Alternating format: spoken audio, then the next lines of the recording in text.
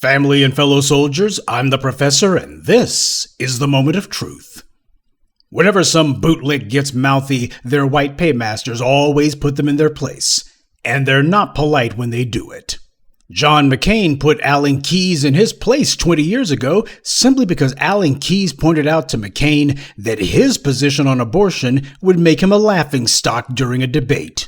When Al Gore stands there, or Bill Bradley, and looks you in the eye, one of you or the both of you, and says, Senator McCain, you said your daughter, that would be her decision. It would be up to her to decide.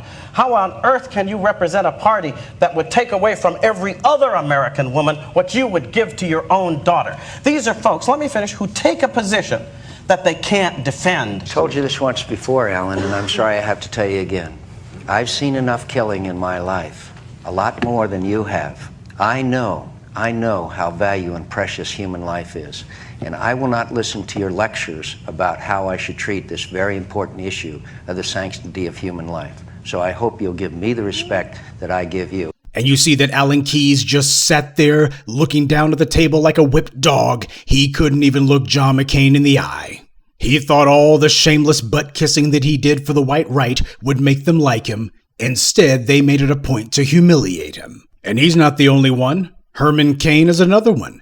Cain tried to run for president, and his Republican buddies Me Too'd him before Me Too even existed.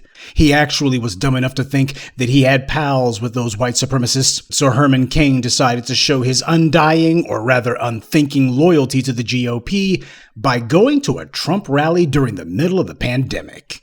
A pandemic that was primarily killing elderly people and people with compromised immune systems. So if you're an elderly person who, say, has cancer, you want to stay away from large gatherings because that's the main way COVID spreads. Unfortunately for him, Herman McCain was 75 years old, and worse, he had cancer and was undergoing treatment, which meant that his immune system was close to zero.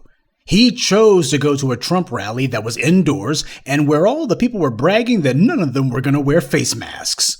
A couple of weeks after he went to that rally, Herman Cain died from COVID. Now compare Herman Cain's reckless behavior to another 70-something-year-old right-winger who also was undergoing cancer treatment, Rush Limbaugh. The septuagenarian bigot was also trying to support Donald Trump's re-election bid, but Limbaugh made it clear he wasn't going to any of those super spreader events. He preferred to support Donald Trump from the safety and security of his radio studio. He certainly wasn't going to be putting himself in a position where he'd be around all of those potentially virus-filled people, breathing all of that air coming from a bunch of folks who most likely were contaminated with COVID. Rush Limbaugh wasn't putting his life on the line for Donald Trump, but Herman Cain did. That's the mentality of the bootlick. If these white supremacists will only go 2 or 3 feet to try to make one of their racist points, why, that bootlick will go 1,000,000 miles just to make half as much a point. They will put themselves in life-threatening positions simply to show that if these white supremacists who they're all chummy with are on board with something, why, the bootlick wants to show that they're 10 times as devoted to it. This is the foundation of intersectionalism. This is the foundation of all of these other groups who claim to be oppressed, and yet whenever you ask them about anything relating to black people, they quickly show that they're on the exact same side as any other white supremacist. But white supremacy demands total devotion from its tools. It demands total obedience. You have to burn those bridges, that way you got no way back. It also doesn't help that the bootlicks are notoriously self-loathing, so they don't want to be on Team Black Empowerment for any reason. And that brings us to the Queen Bootlick herself, Candace Owens. In the 15 years that I've been doing this, I've never done a video about Candace Owens specifically. And the reason why is she just isn't that important. She's an attention-whoring would-be influencer who doesn't have any influence. She's a sock puppet for the white right. If it wasn't for the fact that she regurgitates their asinine anti-black racist talking points, they wouldn't even have anything to do with her. She is basically the female equivalent of Thomas Sowell. Only reason that any of the white right even mentions her name is to say, well, here's what she says regarding black people. She has absolutely no opinions or ideas in that empty cantaloupe on her shoulders. Nobody takes her seriously. They just see her as a useful idiot. One of the main maladies that the Bootlicks always suffer from is that they are notoriously slow on the uptake. Everybody else is ahead of them, way ahead of them, and yet the Bootlick lives in this perpetual state of suspended animation, where they think to themselves that if they just keep on repeating the same talking points that their white supremacist paymasters were saying to them yesterday, the week, of the year, the decade before, that's good enough, when they don't realize white supremacy understands that it must adapt and change over time. But the Bootlicks, they don't care. They know that their job is not to stay up with the times. Their job is to make sure that they repeat whatever their white paymasters tell them to say as loudly as they possibly can. Nobody expects Candace Owens to say anything intelligent. Least of all Candace Owens. She knows exactly what her job is. It is to be a cheerleader for the white right. That's the only significance that she has. It's the only thing that she can actually do.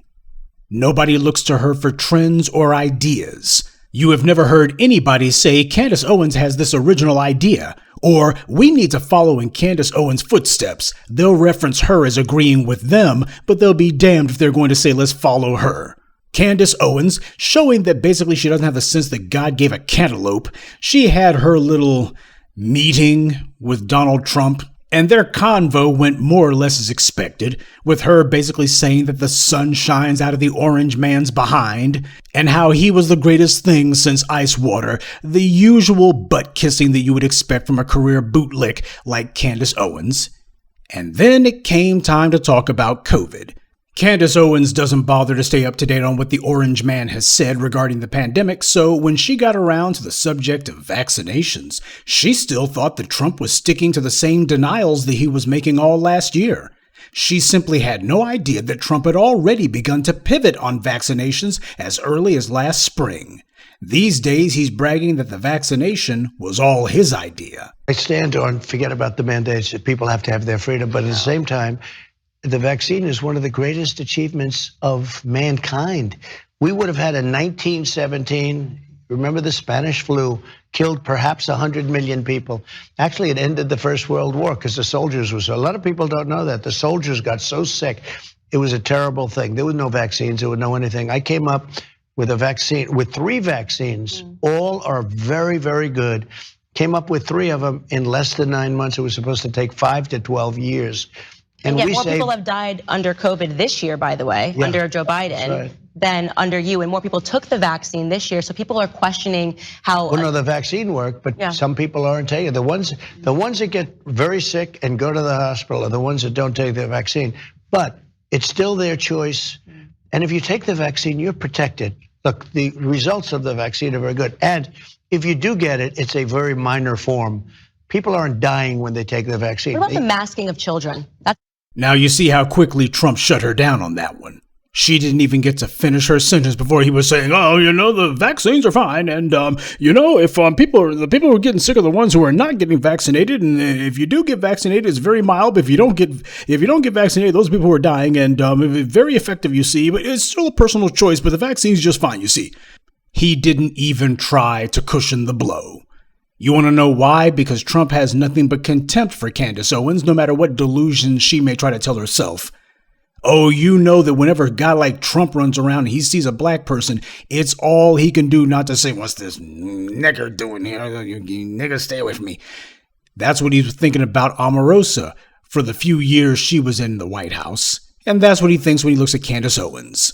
So while Candace Owens is sitting here thinking to herself that surely Trump was going to go ahead and fall right in line with the gibberish that she was saying, he immediately shut that mess down and didn't care how stupid it made her look, and the look on her face. So people are questioning how. Well, no, the vaccine worked, but she looked like a deer in headlights, or perhaps more like a raccoon, because Trump just trampled all over her doggone words, and she just fell silent. She didn't even put up an argument. In less than a second, she went from saying more people have died under Biden than under you last year. So people are questioning. He goes, oh, ain't nothing to question. And she goes, yep. So people are questioning how. Well, no, the vaccine worked, but she did a 180 so fast, even the cameraman got whiplash. She went from being a vaccine skeptic to agreeing that the vaccines are effective in 0.0 seconds flat. So this just goes to prove she's nothing but a shill, nothing but a tool. So if anyone asks, what does Candace Owens believe? The answer is whatever the white supremacist in front of her tells her. And you could tell that she was looking, I don't know what to do. Well, what about masking children? What about, yeah, as far as she's concerned, let's change the subject. Yeah, because daddy just gave you a spanking. He didn't even pretend as if she had a point. This is how low regard the white supremacists hold Candace Owens in. The only difference was Trump just went out and just did it. There was no need for him to say, oh, Candace, how smart you are. No, you ain't got a point. Shut up. You know, vaccines are effective. It was all my idea, and you don't know what you're talking about. And that's the reason why Candace Owens was immediately online after white daddy had spanked her. Are good, and he believes that because he comes from a generation, like people, you oftentimes forget like how old Trump is. He comes from a generation, I've seen other people that are older have the exact same perspective. Like they came from a time before TV, before internet, before being able to conduct their independent research, you know, and everything that they read in a newspaper that was pitched to them, like they believed that was a reality. And one of those things was, you know, this push for vaccines and believing that people were going to die without vaccines. And so I believe that his support of the vaccine is genuine and it's not based in any corruption at all. I think he actually believes those things. And people that are saying, how is he ignoring all the people that are being injured? And, you know, people are sending Rumble videos and all of these, you know, websites, obscure websites. I believe also that he only reads the mainstream media news.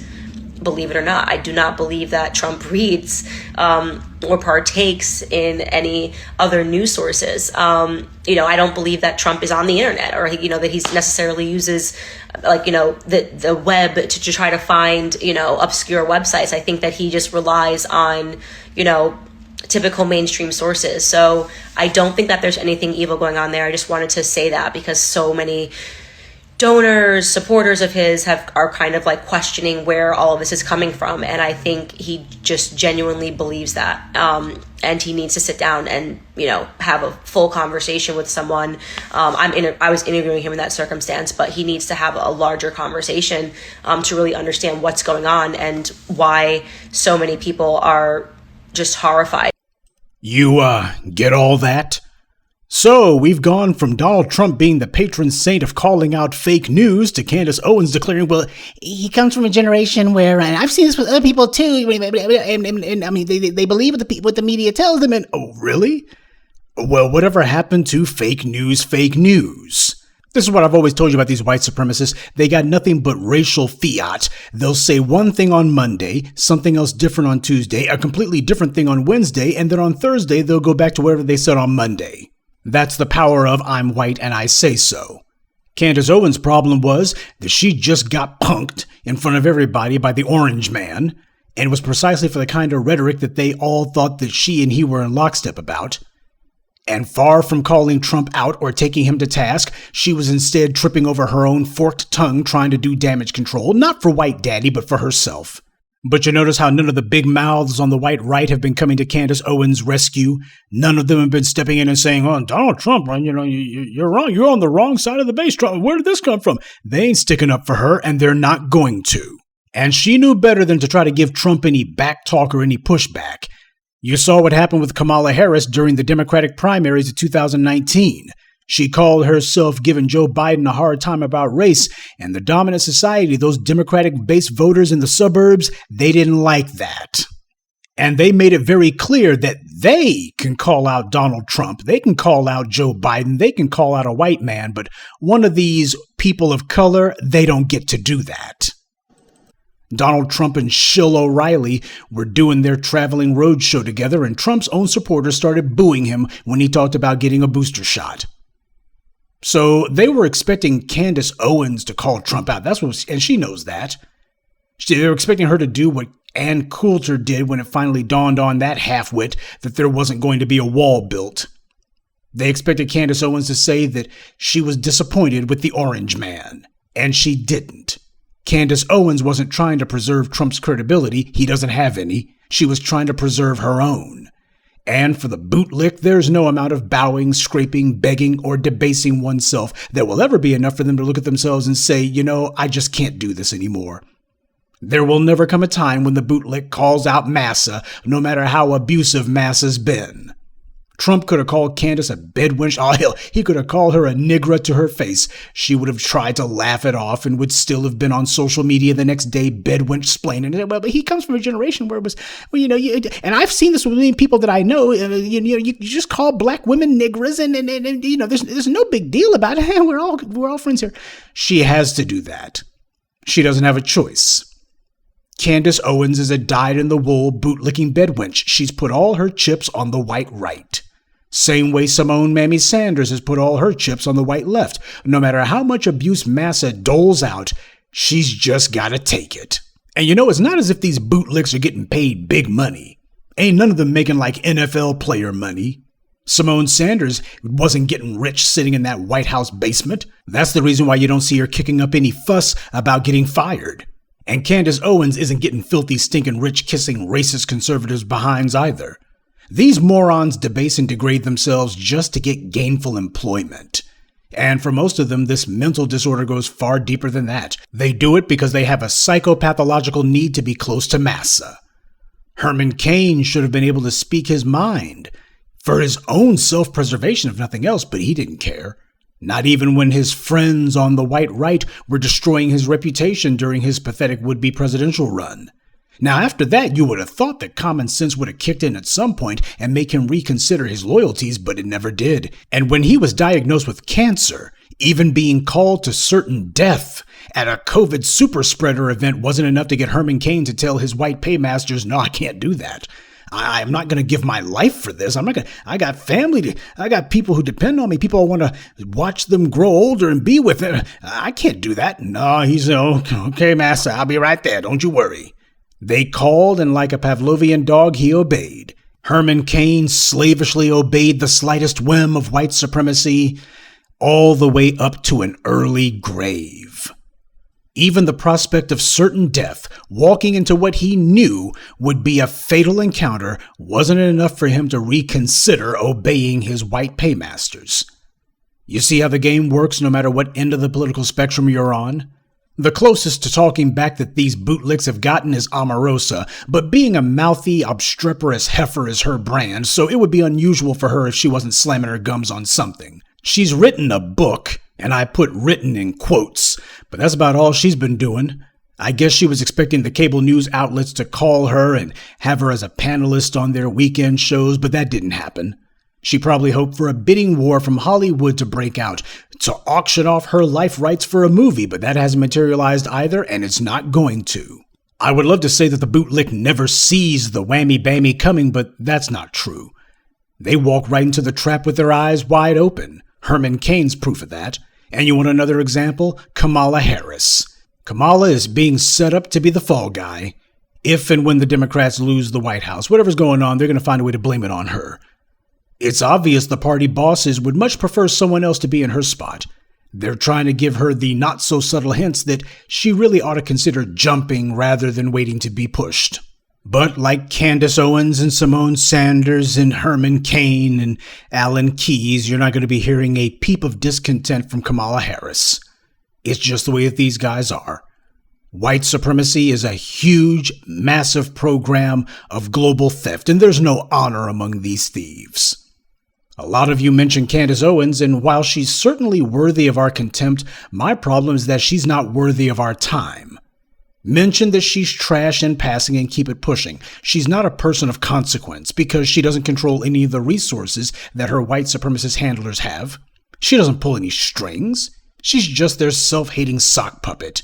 They get their perverse jollies watching this melanated woman say how much she hates other melanated people because that appeals to their sick sense of humor.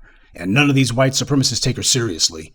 Name for me one policy that Candace Owens has gotten done for white supremacy. Name one policy that she's even come up with.